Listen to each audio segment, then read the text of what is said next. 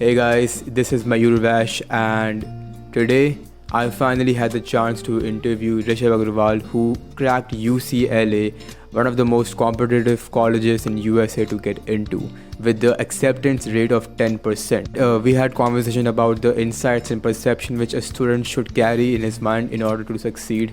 Also, I have mentioned all the questions in the description box below, like the timestamps. Just tap on it and then you will be directed towards the things which you are interested about. So now, without further ado, let's jump to the video. Welcome to my first podcast. This is a pleasure to have you in my first ever interview session. To be here.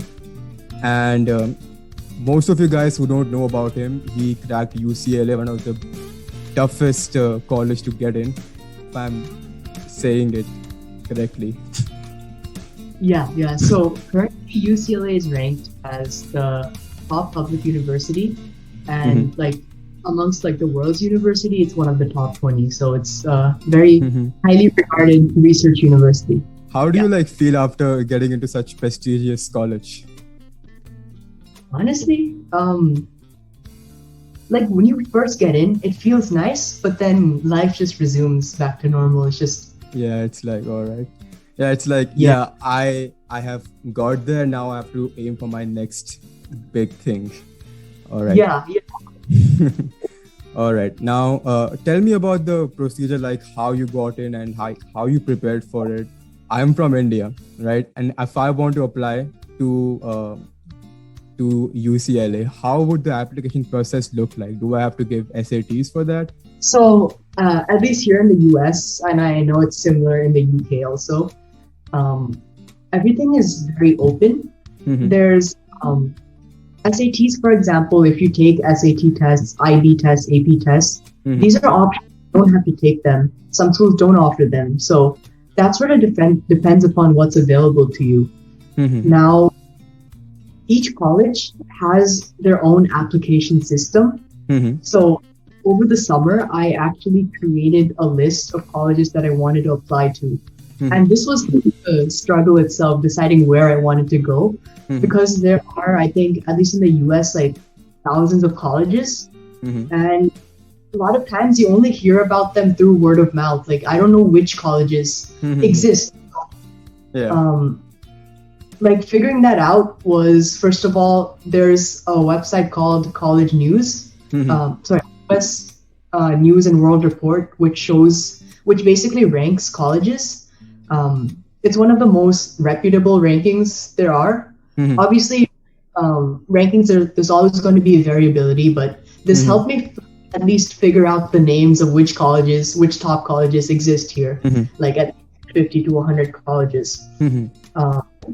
After I had those, I sort of went on Reddit. There's a really good subreddit called r/applying to college, where top students talk about which colleges they're applying to. When I found a couple of interesting colleges, I would go on YouTube and find people who go there. And a lot of times you can find bloggers who show the college life, and you can sort of figure out how those colleges are. Of course, colleges also have their own websites where they display research that they do, the programs that they have. And through that, I had a list of, I'd say 50 colleges. And then I made a spreadsheet with criterion such as location, environment, culture, prestige, academics, and shortened it down to around 20. So ultimately, I did end up applying to only 16. As the years crossed, a couple more off the list. But people usually say between 10 to 20 is good. Yeah. So how much time did it take for you to apply to 16, 17 colleges? Yeah, so making the list took my entire summer, 3 months. And after applications started in August, and they go all the way until March. So it's a good, how much is that? 7 months. It's a really long process. Yes. And during the process, as I said before, each college has their own application. I know all the UCs, so Berkeley, UCLA, UC San Diego, they have their own application.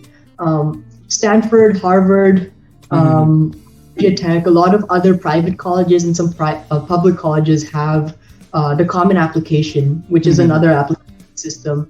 And some schools like MIT have like just their separate own application. So you have to really go to their website and figure out how to apply. Exactly. It's like a huge process if you want to get somewhere, right? You have to put a lot of effort into each of them. All right. Hey, just a moment. Let me just check up all the questions again, right? Yeah, sure. Let me just check it up. Oh, also, your questions, I'm kind of combining them, like questions 2, 3, and 4. How was the process? What are the challenges? How did you overcome? I mean, like when I posted a story about that on my Instagram, people were asking like, what was the procedure and like, how did he get in? Can a Indian get into a UCLA? How would it look like? All that. So I kind of got combined in the process, I suppose. I see. Alrighty. So, okay. I think we have already covered 3 or 4 questions already. All right. So, apart from all this college information, what else do you like doing in your day-to-day life? I would say I'm a recreational athlete. What this means, recreational athlete. Yeah. All right. That's the first time I've heard something like that. What does it mean? I kind of use it as an umbrella term. So, for example, this summer I have gotten into surfing. Last summer I taught myself how to skateboard. My friends and I, we do long distance biking. So like we pack food, That is so awesome, man. Like, I mean, it's pretty damn awesome. Yeah. Yeah. No, but it's crazy what we do. It's like we go for 50 to 100 miles just in a single day biking. Since at that time none of us could drive, so we just picked up the sport. So anything outdoors is what I enjoy doing. Dude, that's awesome, man. I mean, that kind of explains why you're like in such a good shape, right? All right, so okay, so when you face some of those challenges, like, you know, you have to apply to 16, 17 colleges, and, you know, when you were studying for your exams and all of that, you have to get good scores so that people can accept you and colleges can accept you. How did you overcome some of the basic problems a student faces, like problems with motivation and inspiration and, you know, having the drive to study more? So if you faced something similar, how did you overcome them? So I would say with regards to motivation, there are situations. One very common situation, which I kind of found myself in, was having a lot of pressure to succeed. And probably like people around me. Asian parents. Yeah, definitely. You get overloaded sometimes. And a lot of times what people will do is they'll like sacrifice their mental health in order to succeed. Yeah, definitely. But then in that case, it's best to sort of think about what you want to do with your life. And like you say, you want to be an engineer. Why do you want to be an engineer? Well, it gives you stability. It gives you, a good salary. Maybe you enjoy engineering. But at the root of it all, it's because all those things will make your life comfortable, which will make you happy. And sacrificing the happiness to get there defeats the purpose. So in this scenario, it's best you take a little time to spend on yourself, take a break. And even some, like, you do have to make some academic sacrifices, it's best to find balance rather than completely sacrificing your mental health for education. Just get a better paycheck. Yeah. All right. So tell me about your future plans after the colleges. What have you planned? So for me personally... Hey, just a moment. Let me just rephrase the question, okay? Where do you see yourself after 5 years? So, like, just a bit about myself. You know how I like to do, like, sports, outdoor activities? That's sort of why I'm interested in the field of medicine, to, like, learn more about the human body and All right. um, Hmm. to explore myself. So in Mhm. 5 years, I see myself applying to medical school Mhm. and continuing down this path of medicine. That sounds Yeah. awesome. That sounds pretty, straightforward. Medicine. That's amazing. Okay. Um, did I just ask all the questions already? What the hell? I should have prepared more questions, I think. Okay, so tell me a little bit about your routine life. Ooh, okay. Like when you wake up, when you go to sleep, how do you spend your day productively? If you Yeah. spend your day productively, that is. So let's say I have two routines. One routine is during school time, one routine is during breaks. Mhm. School, typically, I would wake up, I would eat.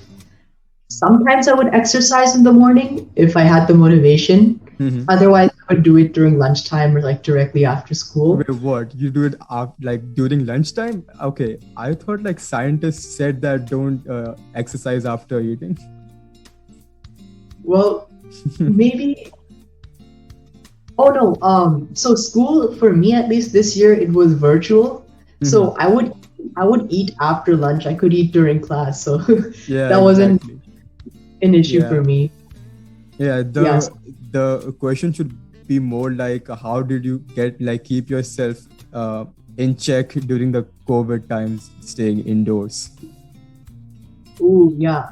So this might sound weird, but to keep myself like in check indoors, I would spend time outdoors. Mhm. Um, so maybe after like school ends for 15 minutes, I would go on a jog outside or would just walk outside That's because it's amazing. very trapped inside like your Mhm. house all day and then you Mhm. lose motivation. So it's important to see the sun at least once. Yeah, And exactly.